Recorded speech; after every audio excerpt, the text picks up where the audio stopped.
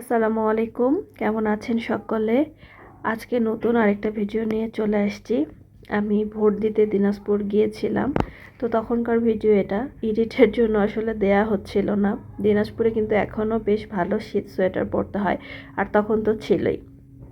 তো যাই হোক, আমাদের জন্য পিঠা রেডি করবে মা। তো মা অনেক কিছু রেডি করে রাখছিল। তো আজকে আমাদের ছিল পিঠা খাওয়ার। তো মা ভাপা পিঠা বানাচ্ছিল, আর আমাদের ওইদিকে হচ্ছে ভাপা পিঠা আমরা হচ্ছে তরকারি ঝোল দিয়ে বা হচ্ছে মাছের ঝোল দিয়ে, এটা আগে থেকেই আমাদের বাসায় ভাপা পিঠা মানেই হচ্ছে ভোরবেলা ফজরের নামাজের পর একেবারে প্রিপারেশন শুরু করে দেয়। আর আগের দিন হচ্ছে বোয়াল মাছ টমেটো আলু দিয়ে বেশি করে ঝোল করবে, আর একটা ঘাটি বলি আমরা, আলু বেগুন টমেটো বেশি করে দিয়ে ঘাটি। সাথে যে খাবে ওটা সাদা ভাপা থাকে, ওটার ভিতরে কোনো প্রকার নারকেল গুড় হয় না, ওটা দিয়ে খাই। আর এরকম তো নারকেল গুড় দিয়েও হয়। এটা আমাদের ওদিকে সবাই খায়, আমাদের তো অনেক পছন্দের। তো যাই হোক, মা এটা বানাচ্ছিল, অনেক মজা করে খাচ্ছিলাম। আর সংসার জীবনটাই হচ্ছে মানে আপস ডাউন, অনেক কিছু নিয়েই, ভালো মন্দ সব কিছু মেলায়। যদি স্বামী ভালো হয়, যদি স্বামী সাপোর্টিভ হয়, তাহলে তো জীবনটা পুরো মনে হয় যে জান্নাত উপভোগ করছি।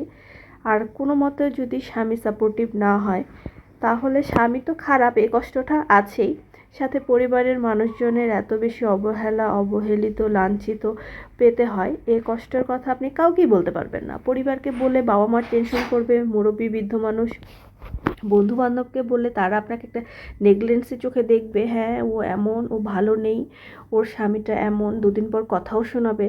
বোনদেরকে বলবেন বোনরা ভালো আছে, আপনার এটা শুনে তারাও আপসেট হয়ে যাবে, বা অনেক সময় কথাও শোনাবে, আপনাকে অন্যভাবেও দেখবে। আবার দেখা যায় যে পরিবারের লোকজনগুলো বেশিরভাগ খারাপ হয় স্বামীর কারণে, স্বামীর সাপোর্টের কারণে।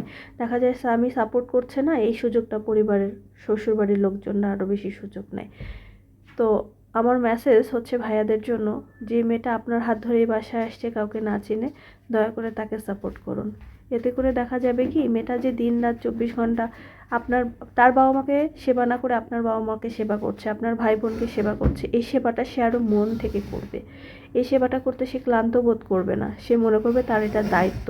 কিন্তু যখন দেখবেন তার একটা রান্নায় লবণ কম হয়েছে দেখে আপনি কথা শোনাচ্ছেন, তেল কম বেশি হয়েছে দেখে ক্যাট করতেছেন, খোঁটা দিচ্ছেন, একটা ভালো খাবার খাওয়ানোর পরে খোঁটা দিচ্ছেন, একটা কাপড় দামি জামা কাপড় কিনে দেওয়ার পরে খোঁটা দিচ্ছেন, এগুলো না তাকে ভিতরে ভিতরে মেরে ফেলে। সে হয়তো বা সমাজের ভয়ে, বা বাবা মার কাছে গেলে বাবা মা কী বলবে, সমাজ মেনে নেবে কিনা, বা ডিভোর্স একটা যে ট্যাগ, এই ট্যাগটার ভয় আপনার সাথে সংসার করবে, কিন্তু একটা মৃত মানুষ হয়ে রয়ে যাবে, জানেন।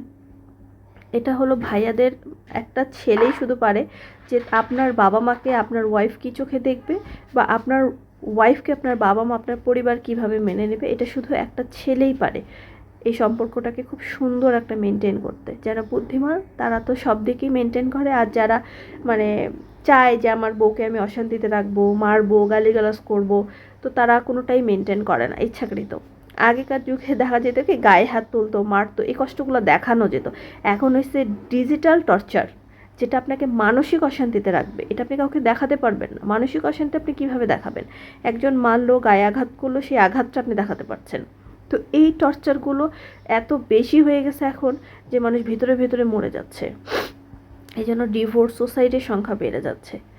তো সংসার জীবনটা মানে এমন একটা জায়গা যেটা পরিবর্তনের সুযোগ নেই।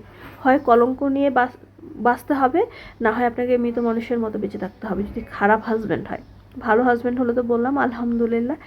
তো সবার জন্যই দোয়া থাকবে, সবাই সবার সংসার জীবনটা অনেক সুন্দর, বুদ্ধিমান বা বুদ্ধির সাথে কাটান। আমি আসলে এখন এই ভাপা পিঠার এই ভিডিওটা দেখে ভয়েস দিতে পারছি না, লিটারালি আমার মানে মুখে পানি চলে আসছে, এত মজা। তো ভালো থাকবেন, সুস্থ থাকবেন, দেখা হবে নেক্সট ভিডিওতে। আল্লাহ হাফেজ।